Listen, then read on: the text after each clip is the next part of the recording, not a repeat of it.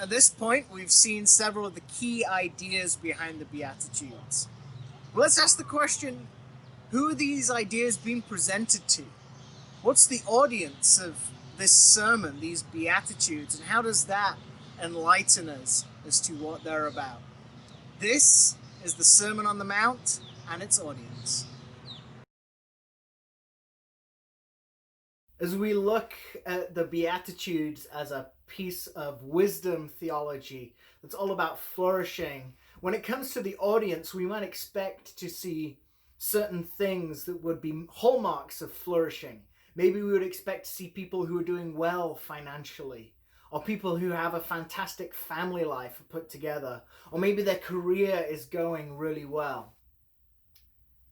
But when we look at the Beatitudes, that's not the people we find in these phrases about flourishing. No. We find the poor in spirit. We find the mourners. We find the meek. We find those pursuing righteousness. We find the merciful, the pure in heart, the peacemakers. We find the persecuted. This is not a list of people we would expect to find in a text about flourishing. In fact, most of us would be avidly against seeing some of these things as a situation of flourishing. Most of us don't think of mourning as a time when we're flourishing.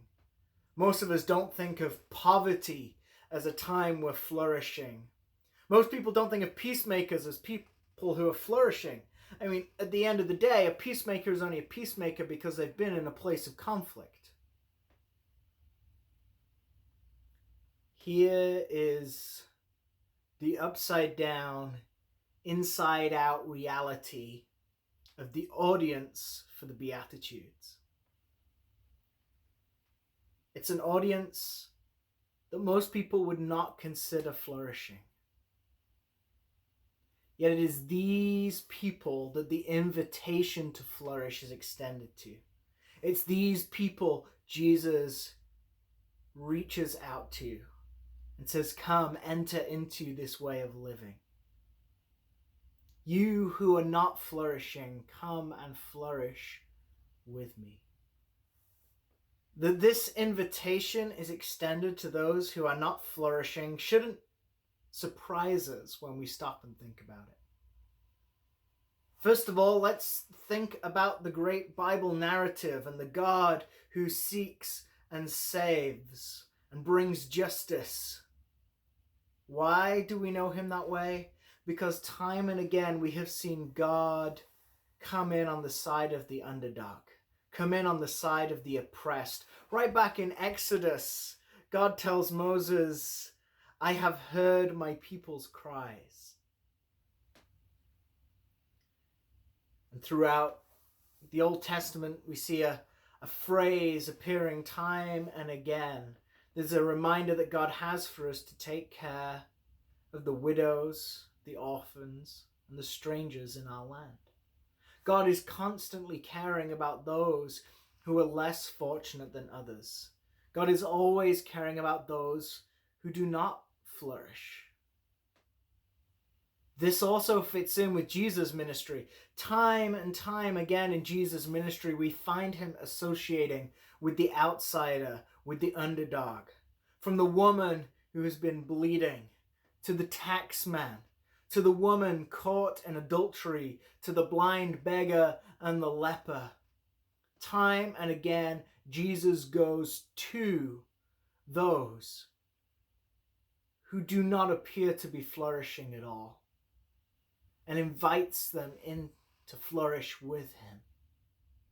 This also fits what we know about Matthew's audience. Now, we don't know very much about his audience, but kind of a best ballpark guess is that his church was somewhere around Antioch, a little bit after the fall of Jerusalem, after the Romans had come and sacked Jerusalem.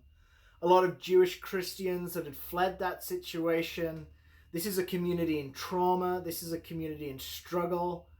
They're struggling with their identity. As a result of all that, the Jewish nation is beginning to push them out, and they're struggling, they're persecuted, and so they become an audience for Matthew. And in fact, the last beatitude really shows us that that's an audience Matthew very much has in mind when he changes to the second person, you, he says quite directly to his audience.